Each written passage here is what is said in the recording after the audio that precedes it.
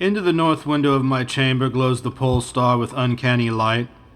All through the long hellish hours of blackness it shines there, and in the autumn of the year, when the winds from the north curse and whine, and the red-leaved trees of the swamp mutter things to one another in the small hours of the morning under the horned waning moon, I sit by the casement and watch that star. Down from the heights it reels, the glittering Cassiopeia, as the hours wear on, while Charles's Wain lumbers up from behind the vapor-soaked swamp trees that sway in the night wind. Just before dawn, Arcturus winks ruddily from above the cemetery on the low hillock, and Coma Berenices shimmers weirdly afar off in the mysterious east. But still the pole star leers down from the same place in the black vault, winking hideously like an insane watching eye, which strives to convey some strange message, yet recalls nothing save that it once had a message to convey. Sometimes, when it is cloudy, I can sleep. Well do I remember the night of the great aurora, when over the swamp played the shocking coruscations of the demon light. After the beams came clouds, and then I slept. And it was under a horned waning moon that I saw the city for the first time. Still and somnolent did it lie on a strange plateau in a hollow betwixt strange peaks. Of ghastly marble were its walls and its towers, its columns, domes, and pavements. In the marble streets were marble pillars, the upper parts of which were carven into the images of grave bearded men. The air was warm and stirred not, and overhead, scarce 10 degrees from the zenith, glowed that watching pole star.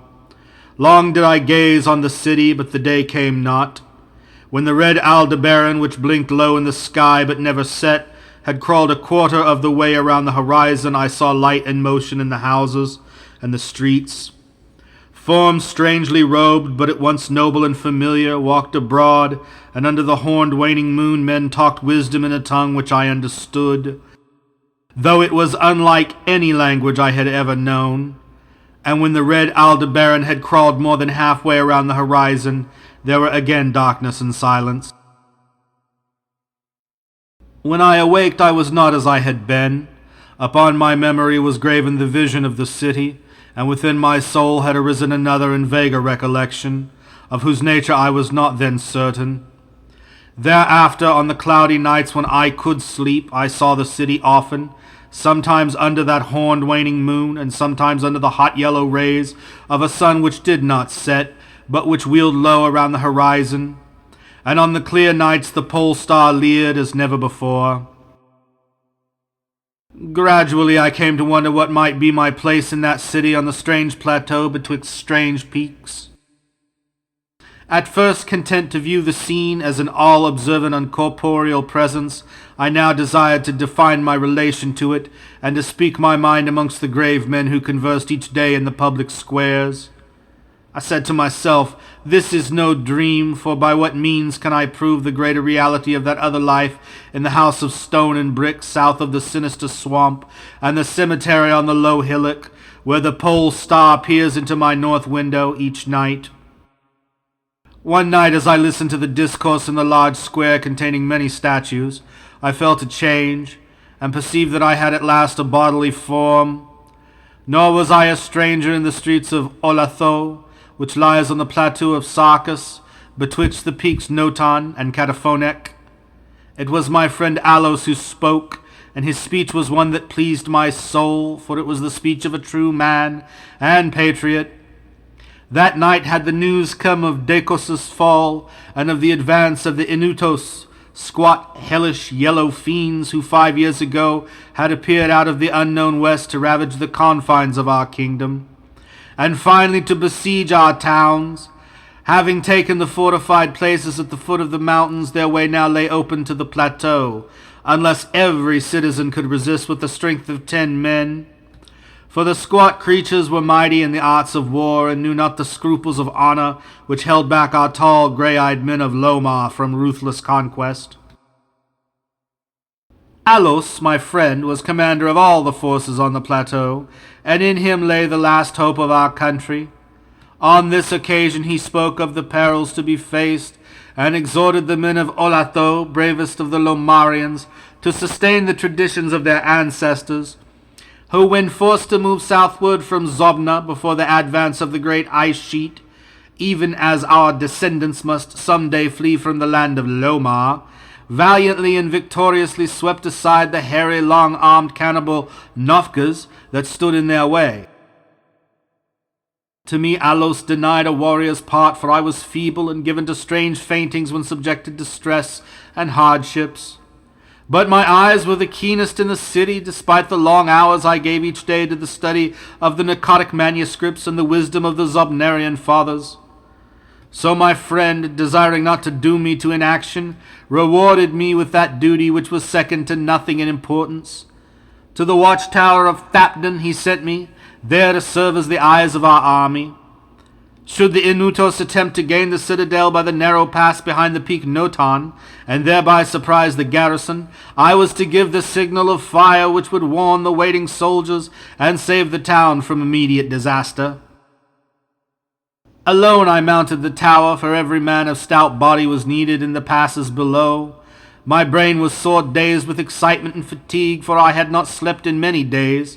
Yet was my purpose firm, for I loved my native land of Lomar, and the marble city of Olatho that lies betwixt the peaks of Notan and Cataphonec.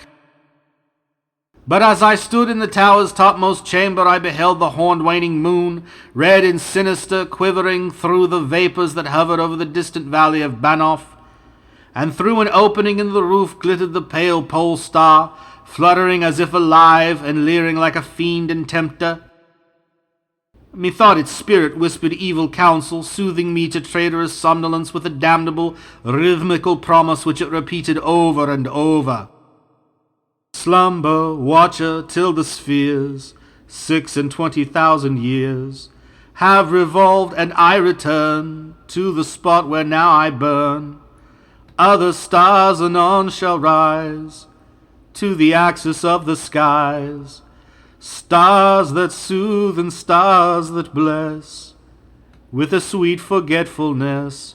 Only when my round is o'er shall the past disturb thy door.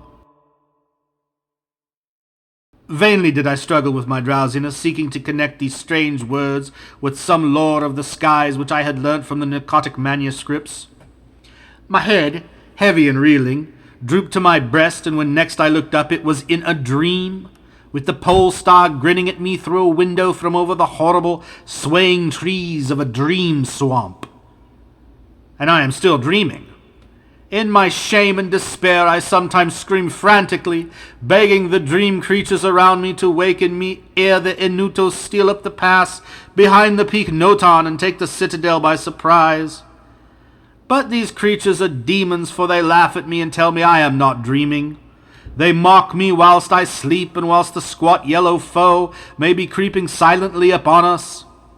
I have failed in my duty and betrayed the marble city of Olatho. I have proven false to Alos, my friend and commander. But still these shadows of my dream deride me.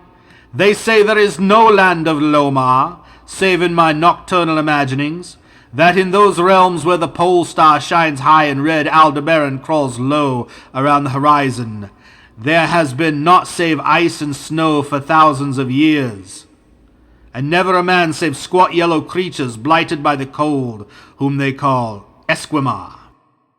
And as I writhe in my guilty agony, frantic to save the city whose peril every moment grows, and vainly striving to shake off this unnatural dream of a house of stone and brick south of a sinister swamp and a cemetery on a low hillock, the pole star, evil and monstrous, leers down from the black vault, winking hideously like an insane watching eye which strives to convey some strange message, yet recalls nothing save that it once had a message to convey.